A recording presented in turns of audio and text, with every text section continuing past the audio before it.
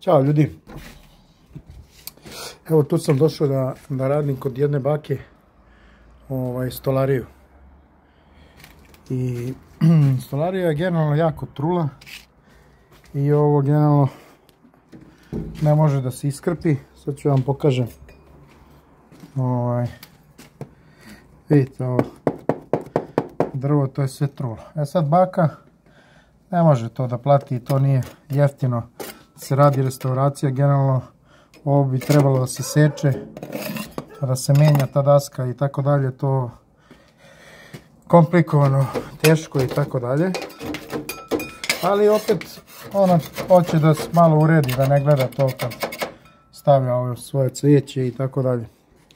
Pa čisto da vam kažem kako bi mogli da šta su neke bitne stavke da možete da zakrpite, da to malo potraje. Vidite kako to sve je trulo, da sve trulo drvo, da malo potraje, a da opet da kažemo ne potrošite mnogo novca ni njima ni sebi vremena i tako dalje. Neke čisto bitne stavke. A kad budem radio komplet neku stolariju, a nadam se da ću na proleće, neko sam pogodio stolariju malo više u radionici da radim, pa ću vam pokazati komplet kako ide pravi postupak restauracije ovih starih prozora. Ono što je najbitnije, znači da špaklom poskidate onoliko koliko ide. Znači da ne gulite, sad ne možete ni da skinete i da hoćete, jer neki delovi su, evo vidite, ovaj deo je već, čim je ovako belo drvo, znači da je zdrav deo. Znači špaklom poskidate to i onda uzmete što veću šmirglu, samo sekund, pošto je jaka šmirgla, trebalo bi da imate rukavice. Ja malo tiše pričam, jer em je otvoren prozor, baka da ne smetamo baki. I kad špaklom onda uzmete, ovo je recimo 40-ica, dobro ga izgulite, da može lepo da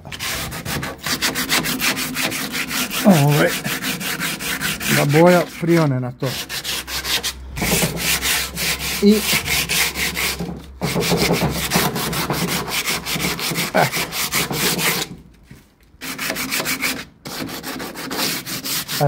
koliko god možete, dobro ga gulite.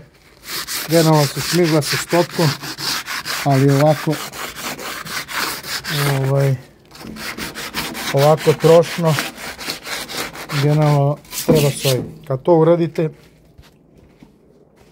naravno samo da je nađem, evo je, samo polako, znači dobro iščetkajte površinu, eto ga, ne možete sve četkicom, ali što više možete i ovo ovde, znači unutra vidite što je upalo, dobro isprašite.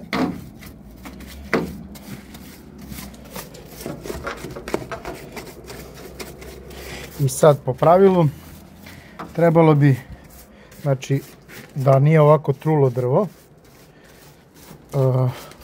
ovo čak i ovde nije loše, evo nije dole se vidi, znači prvo se maže firnajs i onda se čeka da firnajs osuši, nekad to ume da bude jako dug period, kažem opet taj profi deo ću vam pokazati kad budem radio, vidite sad ovdje ima tog trunja koliko hoćeš, eto, koliko možete vidite od četke otpada, znači koliko hoće da se skine, dobro ga, i znači koliko god možete ove trunčice izbacite, četkom očetkajte, da to nema nigde ovih komada i parčića. I ono što ću ja da uradim, generalno, da kažemo da u neku ruku zamenim firnejs. Ovo sam već ošmirlo.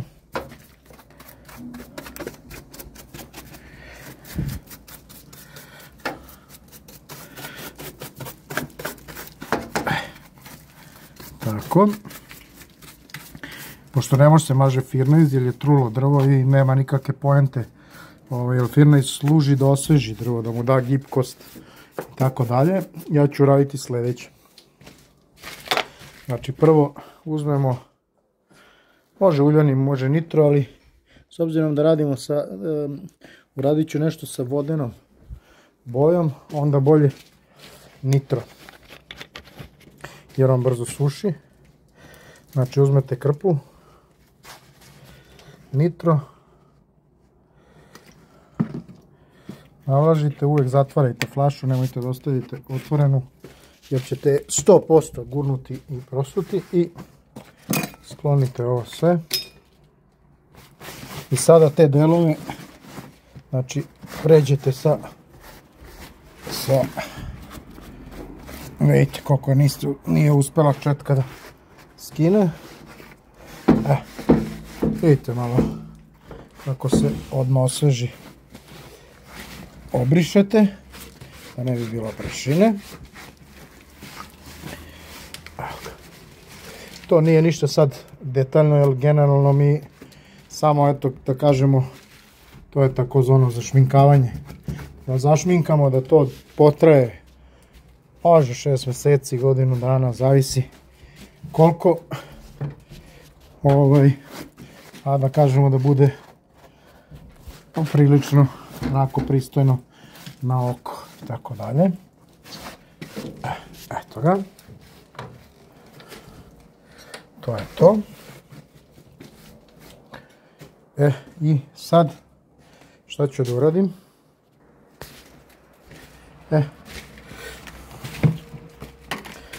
Velatura Eko Vitexova, osnovna boja za stolariju.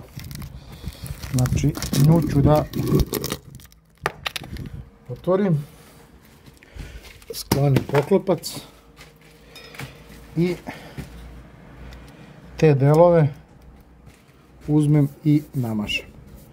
Znači dajem joj, da kažemo, neku osnovu da može git lepo da uvati, da ga s jedne strane zašminkamo, s druge strane da se vidi gde se šta radi.